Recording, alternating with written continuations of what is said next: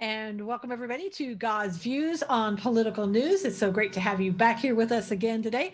Harley said, missed you this morning. Well, Harley, you found us now. So everybody's coming in. Just going to say hello to everybody who's coming in. If there's any problems at all on Periscope, just want to tell you now, go over to YouTube, watch us there. Hopefully Periscope will cooperate with us today. And how are you doing, Bill? I'm doing fine, doing good. It's been a very busy time for us here lately with all the biblical holy days and such, but we're doing good. Cool. Now, I just want to let everybody know that next week, Bill is going to be out of town, so to speak. Yes. Do you want to tell people what you're gonna be doing? Well, every year we head out into the woods to keep the Feast of Tabernacles, or Sukkot in Hebrew. So, yeah, we've got about 180, 85 people, something like that, going to be joining us here starting Sunday, this coming up Sunday, and we'll go through the following Sunday. So, I'm going to be out of pocket camping.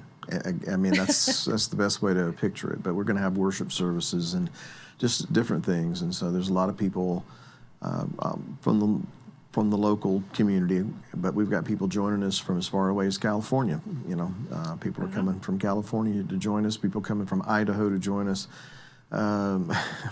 We had people who were from overseas that wanted to join us, but we said, we're out of room. But anyway, wow. And tonight, of course, begins Yom Kippur, the Day of Atonement, which is it's a very special time to us. And so tomorrow night we'll be having a service here at Jacob's Tent. And if it's anything like the Feast of Trumpets service, I don't know where we're going to put all the people. But anyway, that's what's going on in my life. People standing outside. Nothing a whole lot, just... Sounds a little slow, yeah, Bill. just, your normal everyday, mayhem and chaos. No. Wow. Well, so that will mean next week it'll either be just me or we won't be here. And I'm going to give everybody a choice to tell us whether you want me to do the show by myself or you want to wait until we're back together 2 weeks from now. I've already told you they're going to want you to do the program. I mean, I don't even know why you're asking that. But just to be polite, I guess. Okay. So, all right, show her some love, everybody. Tell her how much you want her to do the program, even if it is without me. I mean, we could set up a chair, maybe put a little, I don't know, cutout or something. I could do that. If I had a cutout of President Trump, he could be standing over my shoulder, and we could be talking about you. I could just put a little split screen and put Dad's picture right next to you instead of a live shot. Just say Bill Cloud, and every once in a while you can mumble, "Yeah, Susan, I think that this happened." And I could put on my secular hat, and then I could do that. Just do it upright. But anyway, but I will be thinking about y'all. Good. Yeah, I'm sure. No, you won't. Teresa said, "Oh, how I would love to go. My husband works all the time. What female wants to camp alone?" I would do it, Teresa, if I were you and there was room. I would do it anyway because you're going to be surrounded by people. Well, I mean, yeah, there's some ladies that their husbands can't come, but we put them with other folks, and so. But at this point, I don't know. I think we're out of room. We're out of room. Don't come if you haven't talked to us yet. Don't come. We're out of room. Wanda said, "Shalom from Montana. It's tomorrow evening service. Love time of service." Hilda Page says, "What's the time for service tomorrow?" The time of the service tomorrow is 7 p.m. Eastern. So okay, 7 p.m. Eastern. I don't know what time. I think Mountain Time is what Montana would be. But anyway, 7 p.m. Eastern. Yeah. Okay. Teresa said, "We love you, Susan. Thank you." Jonathan said, "Wish I could be there." Let's see. Marlene is back. Hi, y'all, she said. Brian said, "Now I can see."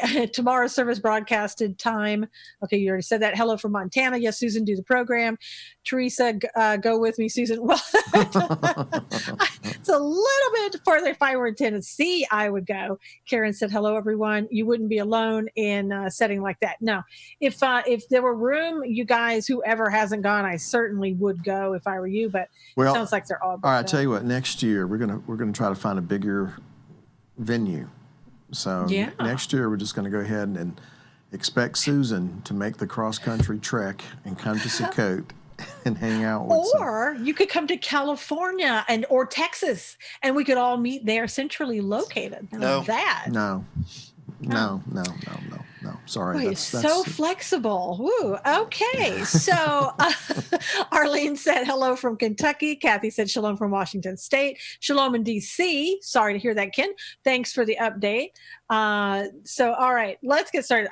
DC, I've been to DC. Not a lot of great things happen in DC. It's kind of a ominous place in some respects.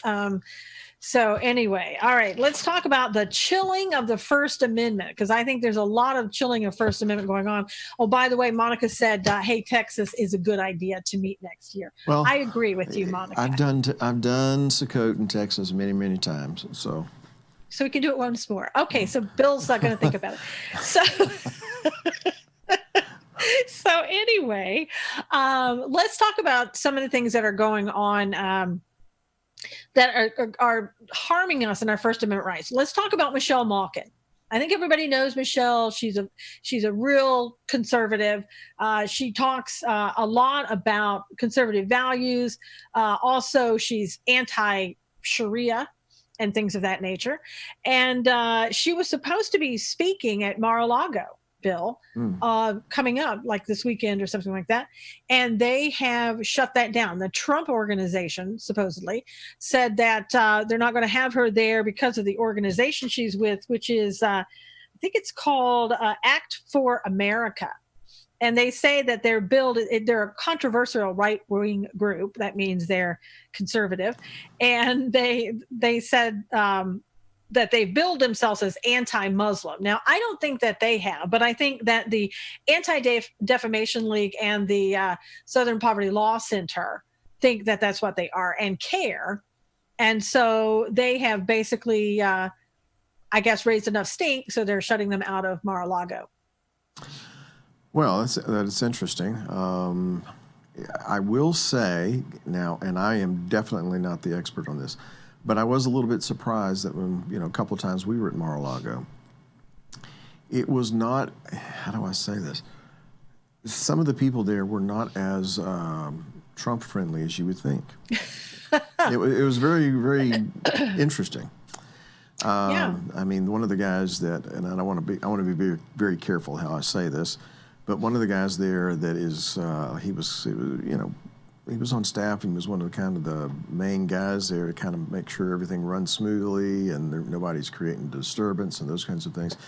I was told by a member of Mar-a-Lago that he was not very Trump friendly.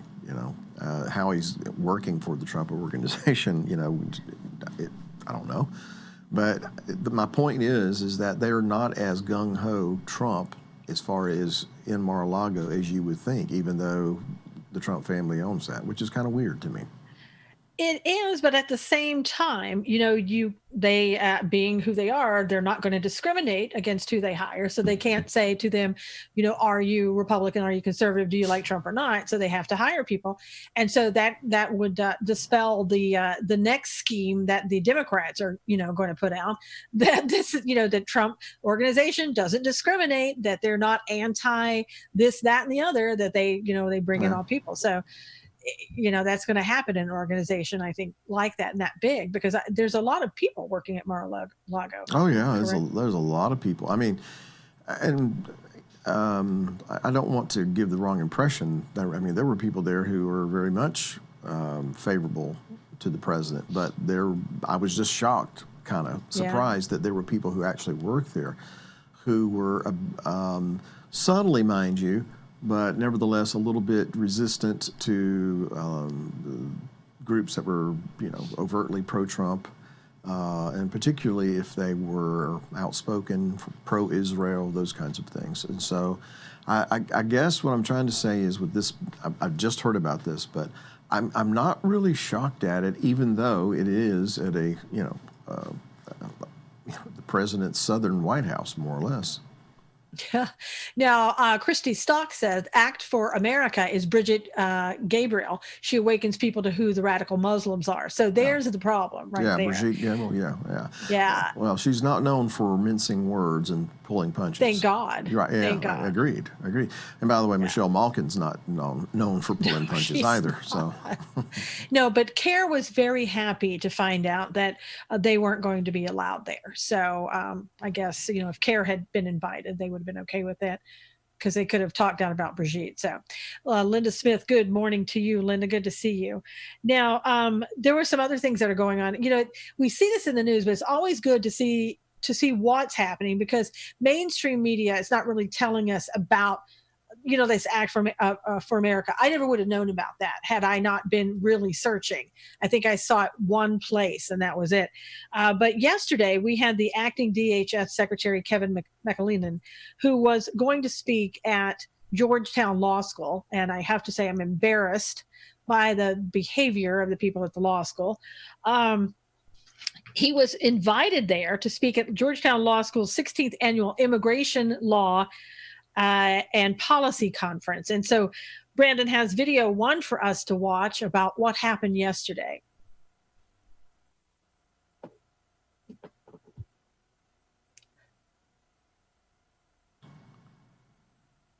Or he doesn't have the video. Well, he's trying.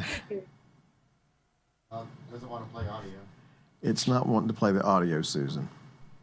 Okay. So basically, let me tell you what's happening. These people are getting up and they're talking about how they don't want him here, how they eventually go to naming immigrants' names, children's names, different people. All the time that he's trying to speak, they're up. Hate is not normal. And I guess they don't know what the definition of normal is, because they're expressing hate here.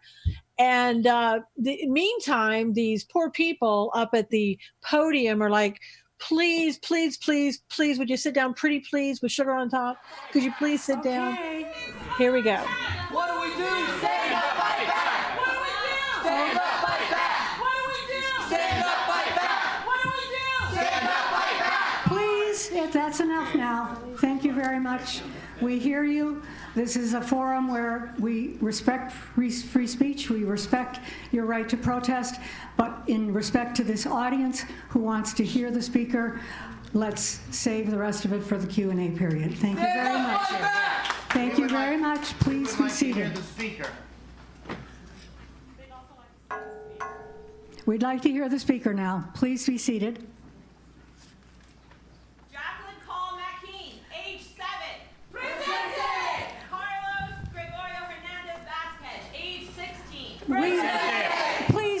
Please, folks.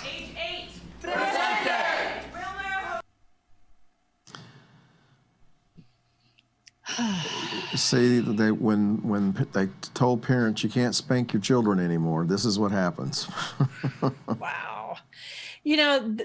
Seriously, to me, that was so embarrassing. And for people, you always hear people on the left, I know I do, oh, we just want a dialogue. We want to open a dialogue. Yeah, open a dialogue means, translation equals, I'm going to do the talking, you're going to shut up. And that's exactly what's going to happen every time that they come protesting. That was just embarrassing. Teresa said that's what we call spoiled brats in East Tennessee. Linda said that's rude. Hello, Brenda Liz. Loved Bill's recent midrash. So there we go.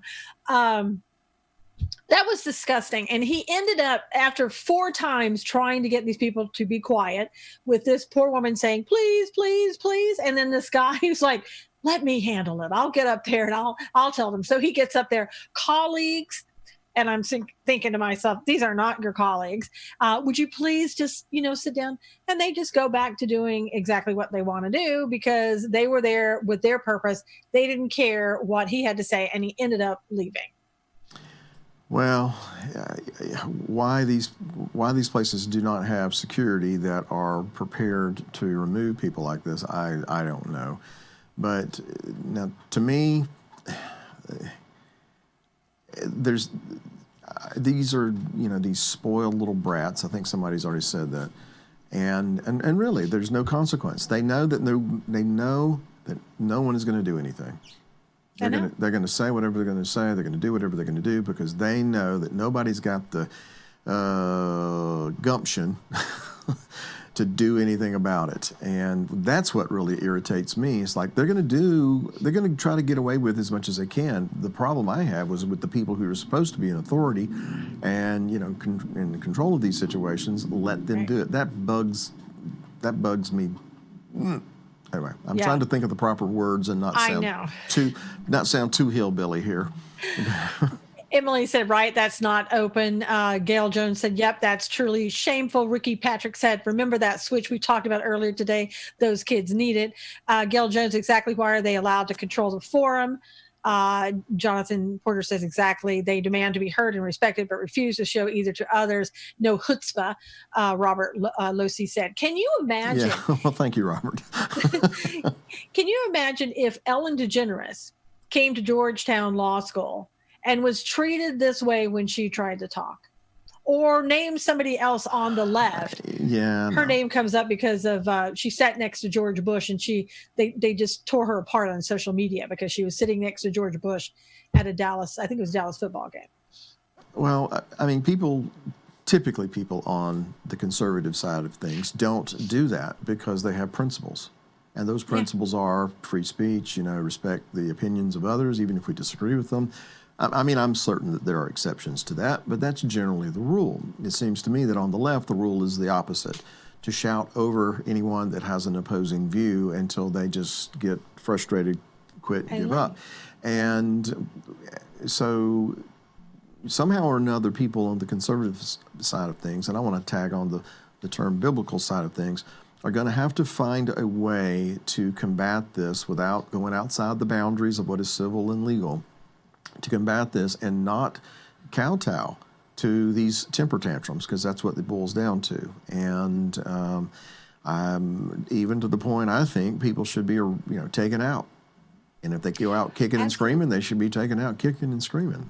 That's how I think it should be handled, and quickly, and not let it get out of hand. Well, it's like the woman said, other people are here to hear the speaker. You may not be, but other people want to hear the speaker. That doesn't matter to them. And it's not going to matter, and it never has mattered. And the only way is to clear the room, of those people. And they don't want to do that at Georgetown Law School because it costs a lot of money to go to law school there. They don't want to make any of the donors mad, and they don't want any of the students to get mad at them because they want the tuition. Well, if no one's got the backbone to do something, then we're just going to end up with this is going to be chaotic. It's just everything is going to be chaos. And unfortunately, there is a certain element that thrives in chaos, and it's not a good one. And, that is a good point, though, Bill. How do Christians in the future combat this? Because it's going to happen everywhere we go. Eventually, it's going to come into the churches, at least outside of the churches. It's going to happen. No, it's certainly not widespread, at least not that I'm aware of, but it's already coming into houses of worship in one way or the other. Apples and oranges here, but when you do a Periscope or when we do a live stream of service, we'll have people come on our live stream that are just there to create chaos. They're there to create problems, and and it's distracting. Now, that's not the same as being there in person. I realize that, but the point is the motivation is already there, and in some cases, people have come into houses of worship and disrupted and caused problems. Which is, by the way, why we have paid security at our services. So that you have to. Well, unfortunately, we live in the kind of day you have to do that. And but anyway, there is a certain element that thrives in the chaos, and it's not a good element. And to me, and I don't want to get too far off topic here, but to me, it parallels the mindset in Islam, particularly the Shia strain of Islam, who are depending on chaos. They want to create chaos in the world because they believe that that's when the hidden imam is going to appear. And so it is conducive to their worldview to create chaos. And so I say that to make the connection to some of the stuff that's going on in Georgetown University or the streets of Portland or, name your place, where they create chaos knowing that most reasonable people are not going to become uncivil. They're not going to get in a shouting match. Right. They're just going to Right. quit, walk off, what have you. They're Yeah. depending upon that. And Yes. and so the only real way to combat it, well, outside of prayer and God and being spirit-led and things like this, is to be forceful, not violent, but to be forceful, because that element, the only thing they really understand, and I'm talking about people like in Iran and Antifa too, the only thing they really understand is a show of strength and a show of resolve. Just case in point, in Portland, when these people are walking around with their black hoodies and their black outfits and they're harassing old ladies and other kids and such, when the cops finally show up to do something and actually act, they're running and screaming like little girls. So, that's the only thing that they're going to respect. So I believe that it is proper for us as believers to have a resolve not to be intimidated by this, to work within the limits of the law, obviously, to be civil and to be faithful representatives of our Messiah, but not to be cowards and not to be, to kowtow to this kind of bullying. I've said it many times, and I say this metaphorically. You punch a bully in the nose. You quit giving him your milk money, because as long as you're willing to give him the milk money for the sake of peace, or what you think is peace, he's going to come back wanting more milk money. So you stop, you punch him in the nose, and he gathers some respect for you. He may never agree with you, but he'll at least respect you once you popped him in the nose a couple of times, metaphorically speaking. Yeah, and I think part of the problem is that we're seeing today is, there's been a lot of lawlessness. So the law is not backing us up. The one that you said, metaphorically would punch them in the nose is the law.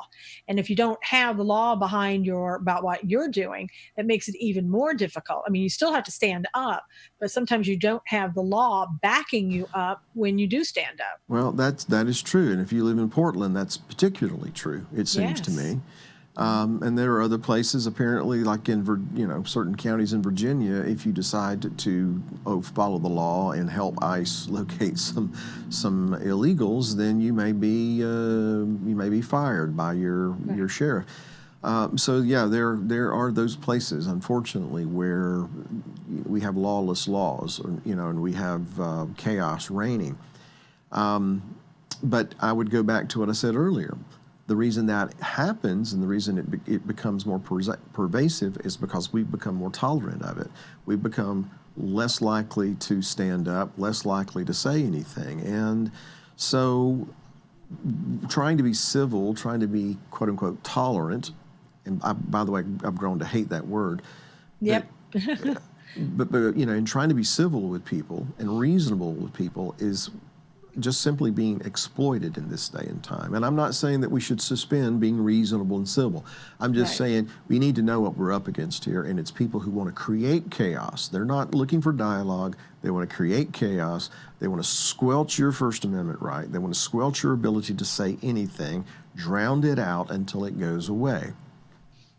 Until you conform to their will, is what it is. Right. Now, Erla says, fruits of a fatherless generation is what we're looking at. Scott in Texas said, I haven't seen the movie, but some say The Joker is a movie about the descent of the liberal left, Antifa style.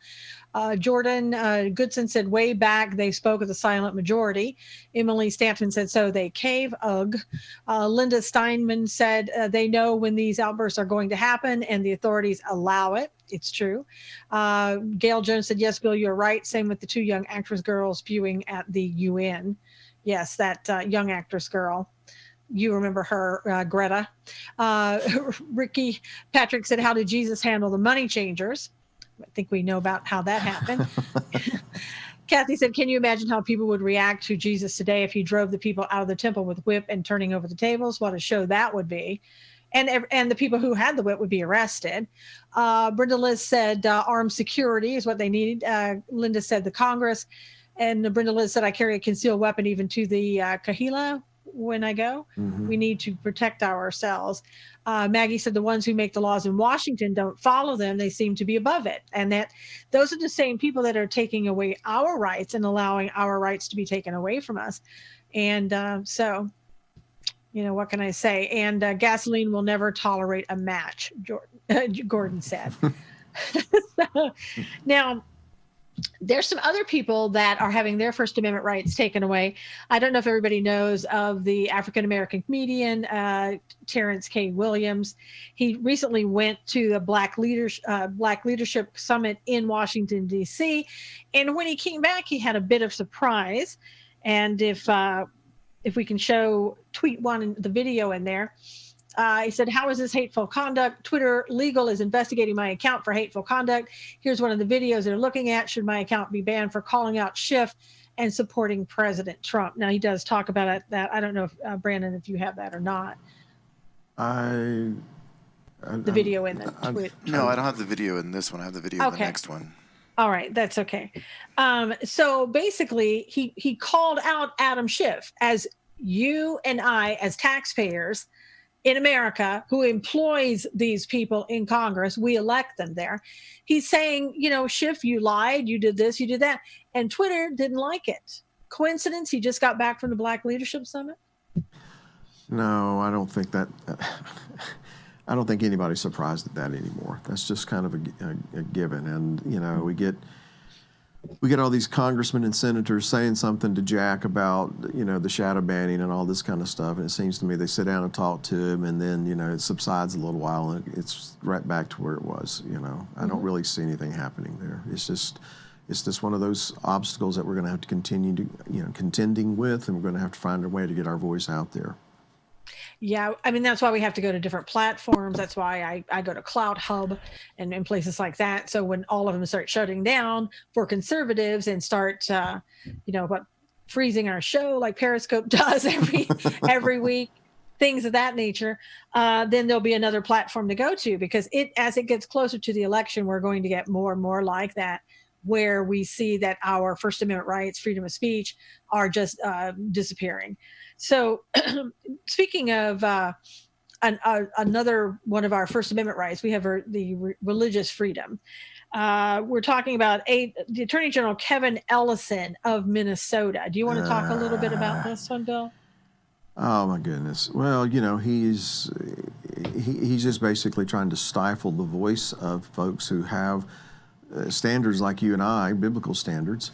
And, we're not going to be able to speak out against or hold an opposing view to those who are LGBTQ, A, B, C, D, E, F, and whatever the letters they got onto that. I mean, he's trying to make more or less make it illegal to do things. And now my understanding is that he's already had one case tossed out, and perhaps this one will be as well. But the point is that he's antagonistic. He is trying to silence the voices of people who oppose his worldview, whether that's his Muslim worldview or whether it's pro-LGBTQ worldview or what have you. But particularly in this case, it was people like you and us, that you and me, that have a biblical worldview, and he's trying to shut that down, and he's using his office to do that. And of course, this is on the heels of him being able to ride the storm of being accused of things that Kavanaugh was accused of, except in this particular case there was actually evidence, and corroborative evidence, that Ellison did do these things. So anyway, it's the chaos that we were talking about. It's the double standards. It's the injustice. And these are the things that are so pervasive in our society that without God, I tell you, I just want to go jump off a cliff. Well, and in this case, too, there were videographers that the Eighth Circuit Court of Appeals said, because of your religious beliefs, you don't have to provide services at a I guess it was a lesbian couple or a gay couple. I don't know which one it was, but they were told them they didn't have to do that because it was, against their religious beliefs. Right. And so they acknowledged that and accepted that. Now, here's what Ellison is trying to do. I don't know if you remember back, I believe it was in May of last year, I think, the Democrats in Congress passed the Equality Act. And the Equality Act, let me just tell you a little bit, it would add sexual orientation and gender identity to the list of other characteristics protected under the federal laws against discrimination in housing, employment, and access to credit. what it'll do, it would amend the Civil Rights Act of 1964 to prohibit discrimination in public spaces and services and federally funded programs on the basis of sex. Like similar state level non-discrimination laws, it aims to ensure that gay or transgender people are treated the same as others in their job search or when visiting a local store. 21 states already, including Utah, already provide sexual orientation or gender identity-based discrimination, against it.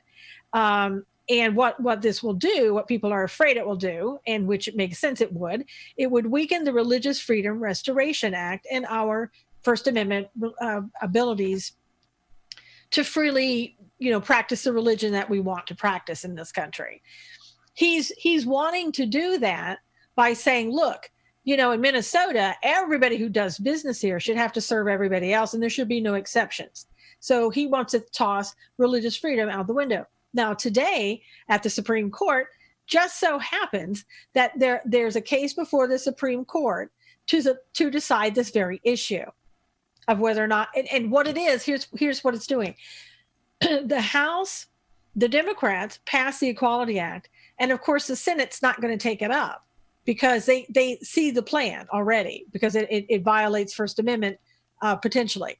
So what are the Democrats doing? Well, if we're not going to get it in Congress, we'll just take it to the Supreme Court. Yeah. So this is an issue that should be taken up in Congress, if any place, and the Democrats are going around it to have the courts decide it. I'm hoping that the courts will see that, and the courts will say this is not an issue for the courts to handle.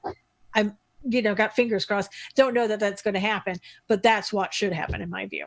Well, also, don't you think that if they see that it's going to go down and defeat federally, then they're going to, in these different states, are going to try to implement these things in the different states, and claim the sovereignty of the state, which flies in the face of other things they've done anyway. So they're always working an angle, no doubt about it. And the main objective is to silence opposing views. Yes. Now, Candace said, you cannot stop the light. The fearful are fearing our rights to speak out with the truth. Dana says, I don't like the word tolerance either, Bill. Tress Bohr said, the House and Congress have become like lords. They change the rules. They stack the deck to profit themselves. And Linda Smith said, word for the day is chaos. And then Linda said, Muslims murder homosexuals, don't they? There's a case right now, I believe in Israel, where there's a gay man who they're talking about trying and murdering him or sentencing to death. I don't know if it's true. I'm just saying I read that. Scott in Texas said 2 Timothy 3 verses 1-7 seems to be the guidebook for the Dems. Jonathan said the left thinks they're going against us, but they're going against the Most High who gave us those rights and what this nation was founded on. Dana said, we fight not against flesh and blood, but against the powers and principalities of the air. We believers are in a spiritual war. And Linda said, I noticed there is something going on at Fox News. Their prime directive is to be fair and balanced, yet the guests lately are not getting the host talk at all. I think the fair and balanced to Fox News is now way over to the left. I don't think there's not too many left.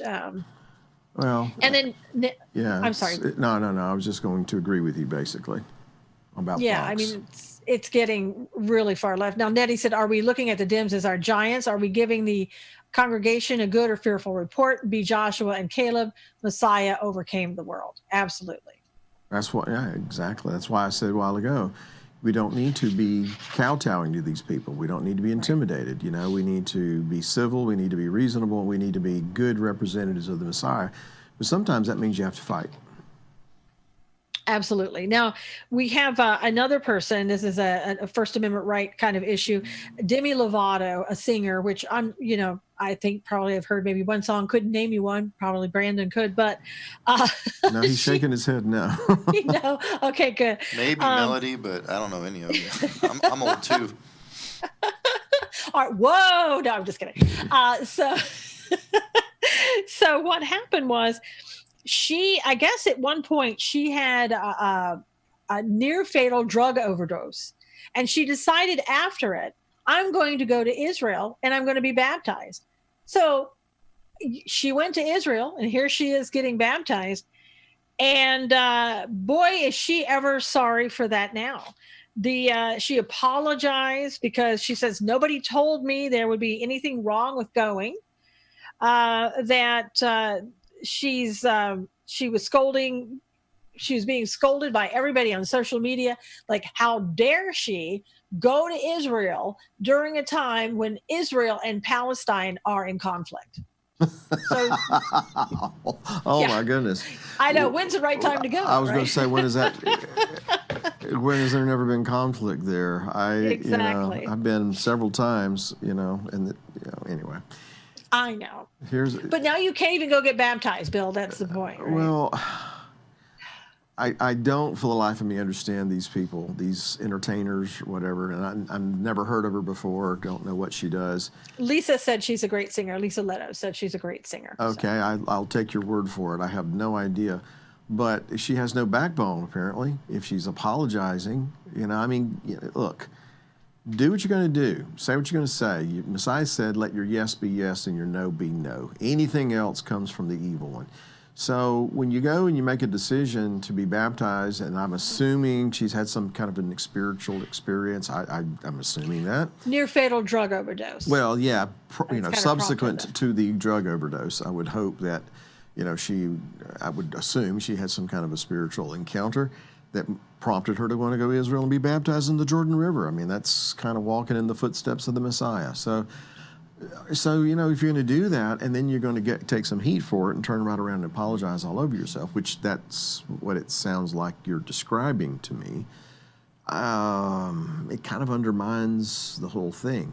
So, look, when these people spout off and they say something that's really on their mind, and then they have to pay the price because people are all over them in social media and they cave and they apologize. I kind of expect that out of Hollywood and the entertainment field because they're so driven by what people think about them.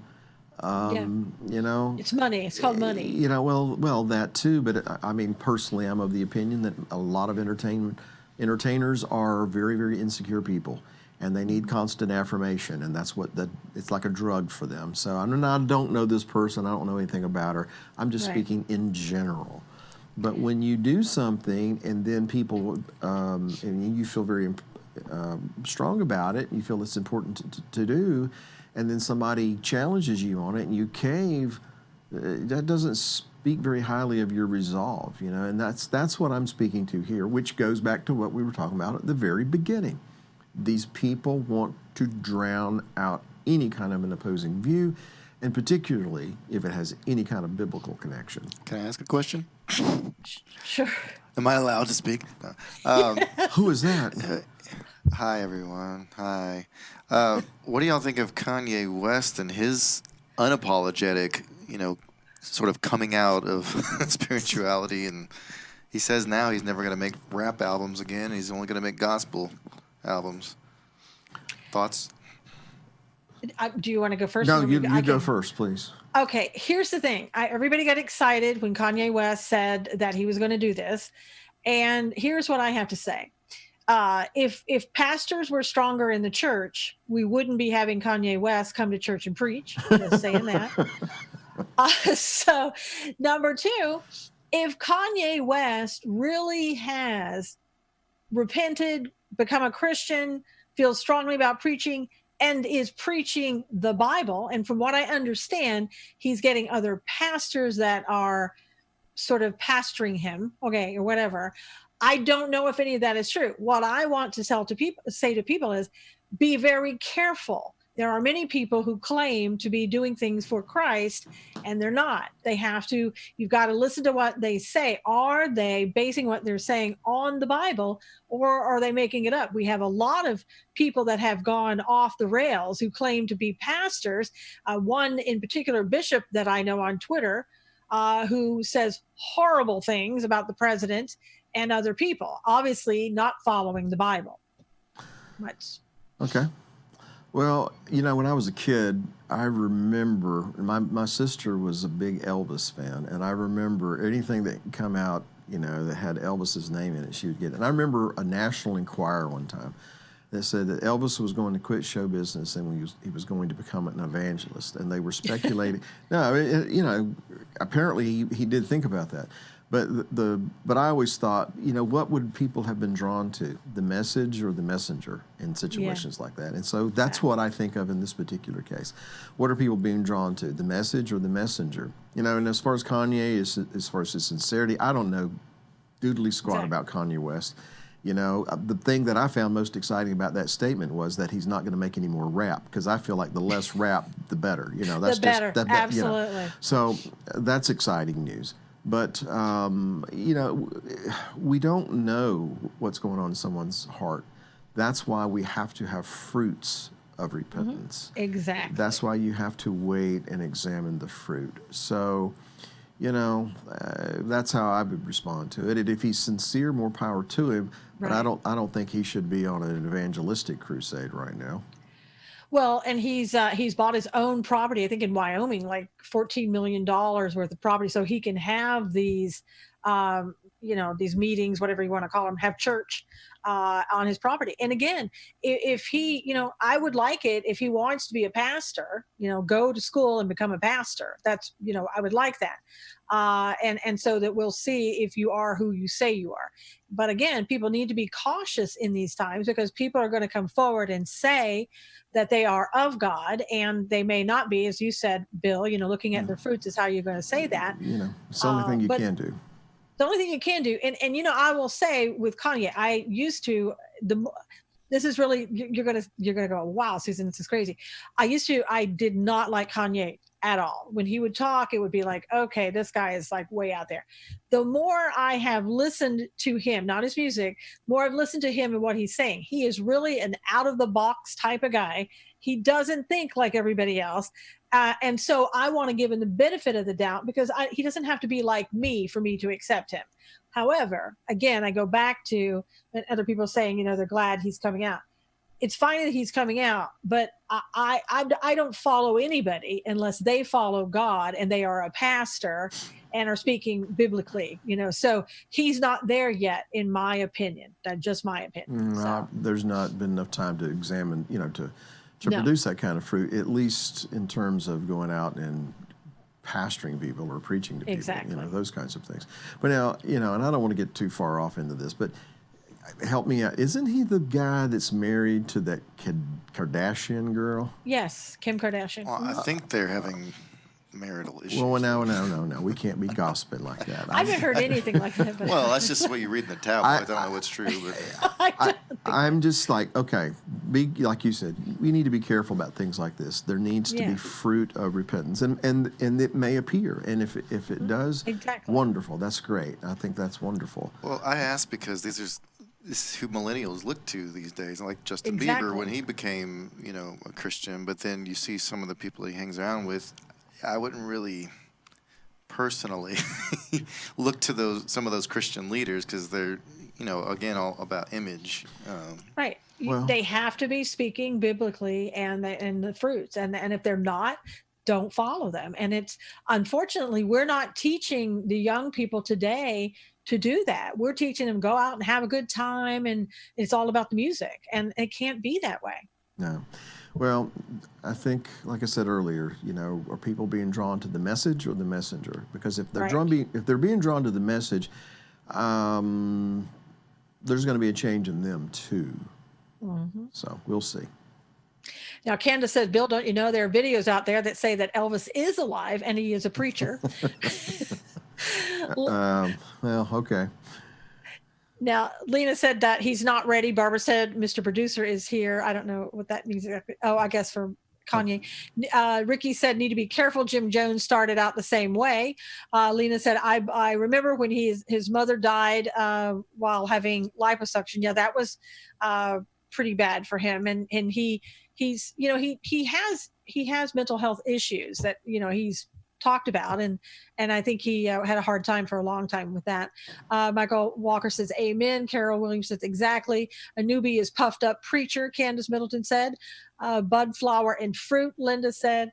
And related to Jenner by marriage, poor guy. Lita said, you'll know them by their fruits. It's like the scripture says that they say that I am the Messiah, yet they deceive many. Exactly. And so whoever it is, whether it's Kanye or a pastor, you better listen and see if what they're saying is coming from the Bible, because just because they say they're a pastor doesn't mean they are. Well, I'll make this one last statement on the topic. Messiah didn't say that you should determine who and what they are by what they say. He said you know them by their fruit. It's what they do, not so much what they say. I don't want to call any names, but there was a president, a former president. Yes. There was Wow.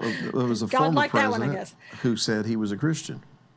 And he did everything that was, I mean, he did a lot of things that flew in the face of what that profession was supposed to be.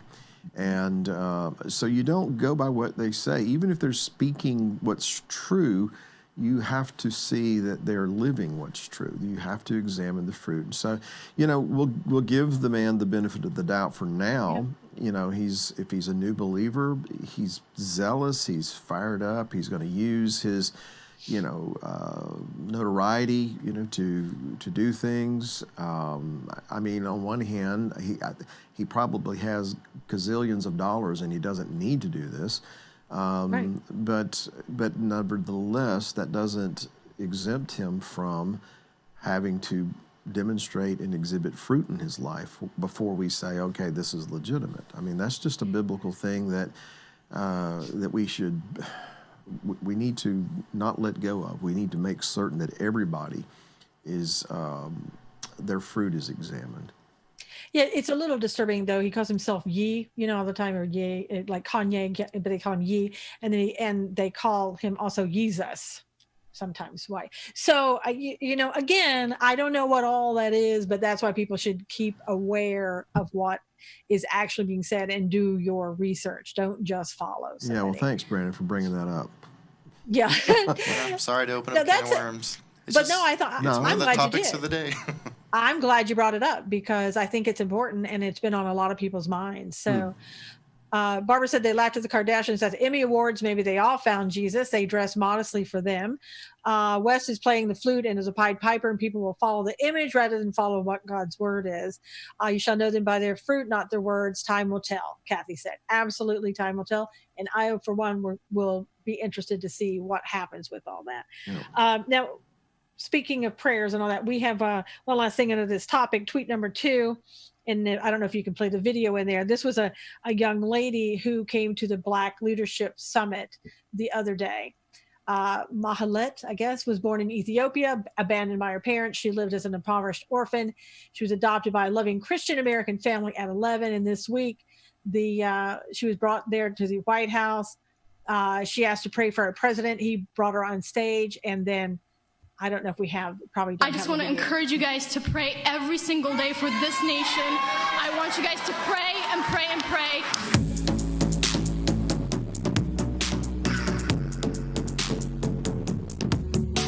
I'm not really good with prayers or anything like that, but I just want to say thank you, Mr. President.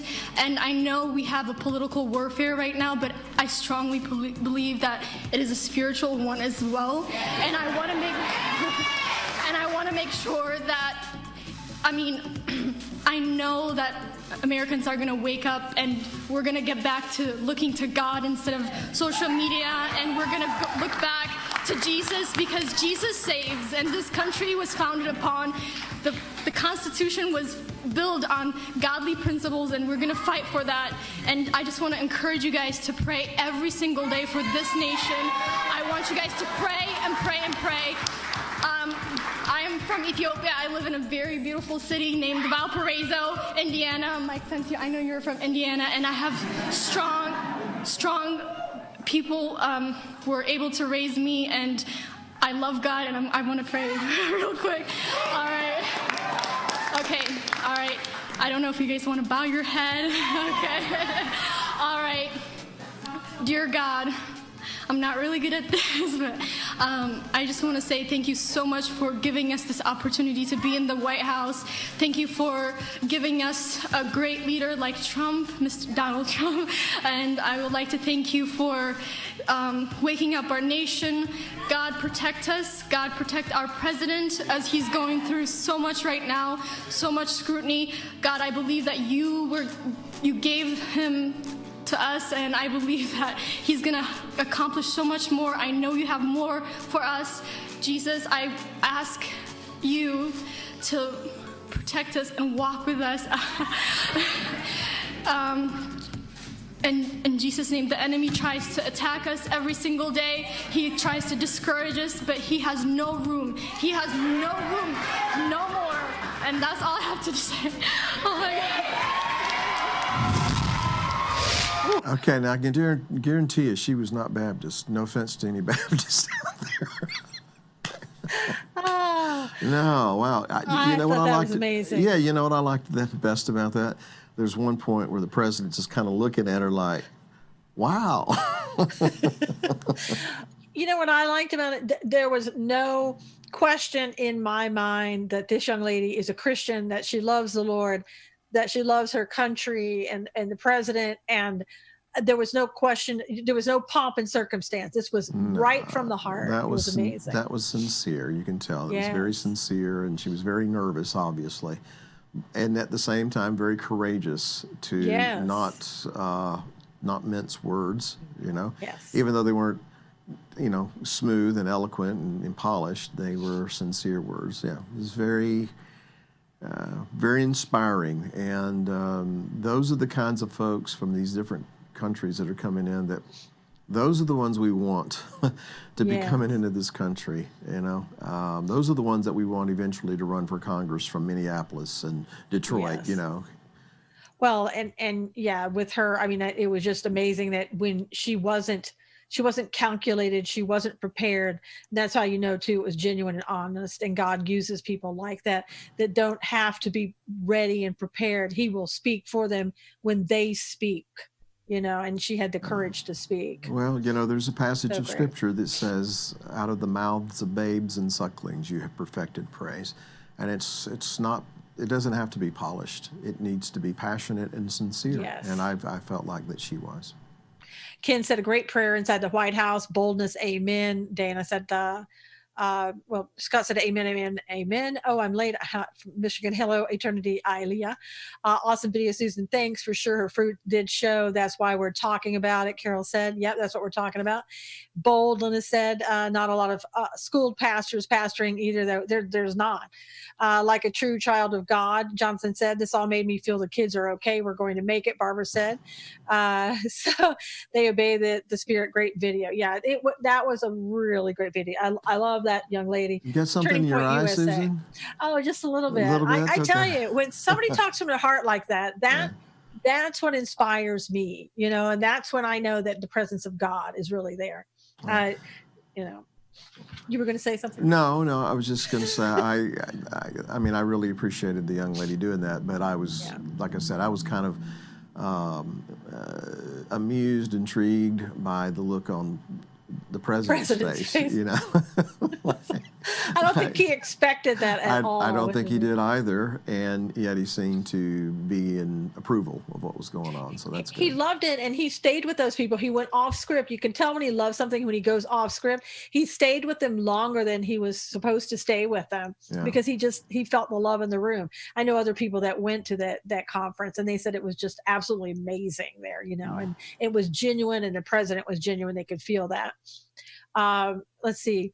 The president needs our prayers indeed. The attacks are constant and harsh. No one else could have withstood the barrage. Exactly, Scott. Rejoicing is heaven at her faith. Yes. Just love when your phone does a software update. Okay. Don't start tearing up, Susan. You'll get me going. I usually cry sometimes, not always, but during my periscopes when something is really touching, and so I get everybody crying. So I'll try not to do that. So Don't get me going now. Don't start any squalling right here. Don't be doing that. Okay. Now let's go on. We're probably not going to get to all of our topics today, unfortunately, but let's go on to talk a little bit about the withdrawal of the troops from Syria. Now, I'll tell you, here's what I say, because in the end, what I think it boiled down to, and this was late yesterday, when it came out, Breitbart wrote the article, an official from the White House said, we're not really withdrawing troops right now. We're just moving them from one base to the other in Syria. That's all they were doing. Now, the president does want to withdraw people from Syria. But, Bill, I'm looking at it like the neocons, they went crazy yesterday. Did you notice that? Yeah, I did. Yeah. And what bothers me, well, there's several things that bother me about that, but this is a very, very vulnerable time anyway. Yes. For the president, and the left does not need to see any cracks in the armor, so to speak. Exactly. And yet, that's exactly what we have now. On the issue itself, now the what you just said, that's something I didn't know. So Yep. you're a little more up on the topic than I am, but I do shudder at the thought that some of these guys that are supposed to be on our side, the conservative side, the biblical side, hopefully, to some degree anyway, are going to give the others who are obviously trying to come at the president, want to take him out at any cost. They're going to give them something to exploit. And that, to me, is almost bigger in my eyes than the whole Syria and the troop movement and all this kind of stuff. Well, if we have it, Brenda, let's show a tweet number 8 from Lindsey Graham, if you have that. He's getting it. Lindsey Graham, basically, like a lot of other people, he said, also, if this plan goes forward, I'm going to introduce Senate resolution opposing and asking for reversal of this decision. Expect it will receive strong bipartisan support. Instead of going and trying to find out what was going on, he just hopped on really quickly on the bandwagon with other people. And here's another one from Liz Cheney, tweet number 9. She was also coming out. Withdrawing U.S. forces from northern Syria is a catastrophic mistake that puts our gains against ISIS at risk and threatens U.S. security. This decision ignores the lesson of 9/11. Terrorists thousands of miles away can and will use their safe havens to launch attacks against America. And then we have Mitch McConnell, who came forward and said, let's reverse course, Mr. President. We can't do this. Let's be, something like mature representatives or something. Let's reverse course. The Pentagon has to come out and deny it. And then we have tweet number 10 from Nikki Haley, who says, we must always have the backs of our allies. If we expect them to have our backs, the Kurds were instrumental in our successful fight against ISIS in Syria. Leaving them to die is a big mistake. # Turkey is not our friend. All of this could have been avoided had they picked up the phone and called somebody and found out if it was true. But with Lindsey Graham, I think he was, how do I say this politely? He, in the spirit of John McCain, were going in to save Syria. No, we can't pull out of Syria. People want out of Syria. They wanted out of Syria ever since Obama got us into Syria. How long are we going to stay? We've been there since 2011. Well, I tell you, I have mixed feelings about this, and here's why. Because if we're going to say to somebody, we're going to be with you, then we need to stick to that. However, Obama created the Syria thing. He created ISIS. He got us into this mess, and so I agree with the president and others, like Rand Paul, that we don't need to be involved in everybody's conflict. We can't afford to be involved with everybody's conflict. And while we're involved with everybody's conflict, we've got a major conflict going on right in our own country. Exactly. So that idea I agree with. Erdogan is a tyrant. He is a warmonger. There's always been this thing with the Turks and the Kurds. And the Kurds, they're kind of stuck. They're stuck in the middle between Assad and Erdogan and all this kind of stuff. And so are we going to stay over there forever? See, that's the thing. Exactly. But that's always been that way. Yes. It's always going to be that way. And so Yes. I don't know that we can become, I don't think we should be the police force for the entire world. I think that we should try to exert influence where we can. Obviously, we should. the thing is, as far as Nikki Haley's tweet and the hashtag Turkey's not our friend, well, that's kind of a recent development. Yeah. I mean, it's been going downhill, I would admit, for years, but I mean, Turkey's still part of NATO. Yeah. We're still part of NATO. Actually, technically speaking, Turkey is supposed to be our ally. And I realize that kind of muddies the waters and complicates the thing. And it is a complicated thing, politically speaking. It's just, it's one of those situations, it seems to me, and if you're the president, darned if you do, darned if you don't, And so at the end of the day, he's got to make a decision that he feels is in the best interest of the United States, and unfortunately for him, he's going to take heat from the people who hate him and the people who put up with him. And so now we're back to Lindsey Graham 1.0. Yeah, but look at this. All these people coming out yesterday, and people, even Ted Cruz was speaking out against him. The gist of this whole thing is, if and when he wants to take these people out of Syria, bringing our troops home, he's going to have a real fight in Congress on his hands. What does this mean? Are we going to stay there forever? It sure sounds like it. From looking at that yesterday, they want us to stay in Syria forever. We've already, John McCain and Obama, let's give arms to the rebels, and then we'll get this taken care of. Again, 2011, that didn't happen. Look what happened. Look at the mess that's over there. The Kurds, as you said, this is going to go on forever. It's been going on forever. Maybe it's time. I hate to say this, but the Kurds, maybe they should move to a safer place, because what are you going to do? How are you going to force? But like President Trump said, if Turkey does anything to harm the Kurds, we're going to sanction you, and it's going to be on. So, what else can he do?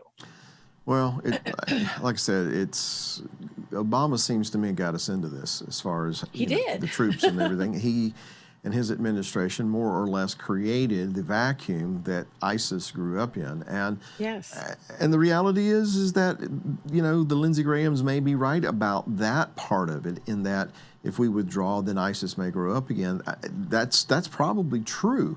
However, like you said, we can't park there forever.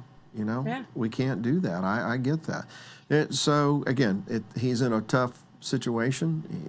It's darned if you do, darned if you don't. I have mixed feelings about it in a lot of different ways, but I'm not in that position. I don't have all the intelligence. I don't know the whole thing. And I will say one thing for Trump, with maybe a couple of exceptions. When he has made decisions and everybody's coming out against him and saying this, that, and the other, it's uncanny how down the road he's almost always right in that decision that he made. I'm willing. In this particular topic, I'm willing to give him the benefit of the doubt, even though I have mixed feelings about it. Well, it's also, we have, as the president said, we have given them tons of money. We've given the Kurds tons of money. And in doing some research, I found out that we gave, I think it was 2017, we took the Kurds over to Jordan, I believe, and trained them over there. And only like a handful wanted to go back to Syria to fight. I mean, can you blame them? So no, not really. So we've tried to help them. We've given them money. I think it's time for a different strategy, and that's what needs to be done. And I'm with the president all the way on this one. Well, and I'm certain that the moms and dads and wives and husbands of those that would be placed in harm's way are, at least a good number of them, I would imagine, are in support of the president too. Absolutely. This isn't, I want to say this carefully. This isn't about liberating Europe from the Nazis, Right. This is about a neighborhood brawl that Yep. has been going on for centuries, millennia, in fact. The Hatfields and the McCoys. I mean, it's been going on a long time. This is as complicated as trying to broker a peace between the Israelis and the folks in their neighborhood. Absolutely. And it's because it's not just clans and tribes. There's a spiritual element to all of this as well that goes back to almost the very beginning of time. As I understand it, there's only one who can resolve this once and for all, and that's the Messiah. Exactly. You know. Absolutely. So, is it wise for us to throw blood? You know, sacrifice blood for a situation that is that it's bloodthirsty. It's a bloodthirsty situation. Yeah. So and it's not going to change. It's not going to change until the Messiah. Not until the Messiah comes. So That's right. it's a very, very unfortunate situation. It's really easy for a politician sitting behind a desk, you know, to want to put Right. young men and women in harm's way. And I get it that some of those politicians were once those young men and women in harm's way. I get it. But nevertheless, it's really easy for us to sit back and play, you know, Monday morning quarterback. You know, the president's he makes decisions where people's lives are going to hang in the balance. And I don't care who you are, and I don't care how strong you are, that's got to weigh on your mind. Yes, So, absolutely. and I just think that's got to be part of this decision-making process. So, Now, Barbara said, no more USA blood in the sand, and Linda said, God has promised to fix it all, and he will. One quick thing, the other topic that we have really quickly, it's impeachment inquiry. And, you know, this is just going on and on and on. As you know, today, the EU ambassador, the State Department told him not to testify today in front of the House. And of course, now they have turned around and they've subpoenaed him, and they're calling it an obstruction, and they're not following any rules for the process. And, you know, I'm just waiting for somebody to say enough is enough. And the president has said, you know, this is called it a witch hunt. He's called it almost everything in the world that you could think of. When is this all going to stop? You know, when are we going to say this two-tier justice system, this lawlessness has to stop? November 4th, 2020. Exactly. And let's show, if we can, if you have it, Brandon, the video number 2. So let me tell you, this is the last caucus conversation we've had. Do you know this is really unprecedented? This is the first time we've ever had a situation like this. So they're trying to figure out, no joke, they're trying to figure out, well, is it the DC police that goes and gets them? No. Where do we hold them? I mean, this is the kind of, like, I'm not in those kinds of conversations, but I'm asking, like, you know, what happens? And they're like, well, Rashida, we're trying to figure it out ourselves because this is uncharted territory. I'm sorry, I know, but no, I'm telling you that they're trying to be like, well, where are we going to put them? Where are we going to hold? No, I mean, those are the kinds of things they're trying to tread carefully. I mean, this is, I'm like you all. I ask the same questions. Well, what happens when they don't comply? I mean, the fact of the matter is, we held Barr and Secretary Ross from Commerce, the Secretary of Commerce, in contempt. Well, what happens if they don't continue to not comply?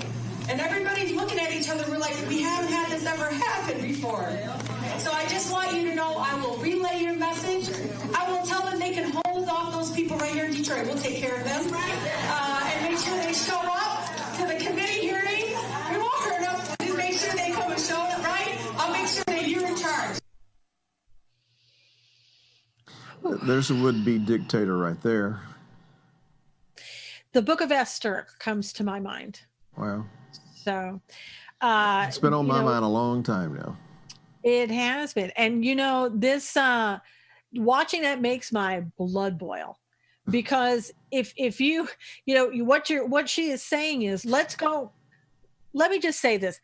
This is not what she's saying. This is my hypothetical. She's saying, go round up the Jews and let's bring them to the concentration camp. They didn't do anything wrong either. And neither have they proven anything against this president. And she's saying, go round them all up in his administration and make them comply. Comply for what reason? And for doing what? Nothing, Rashida.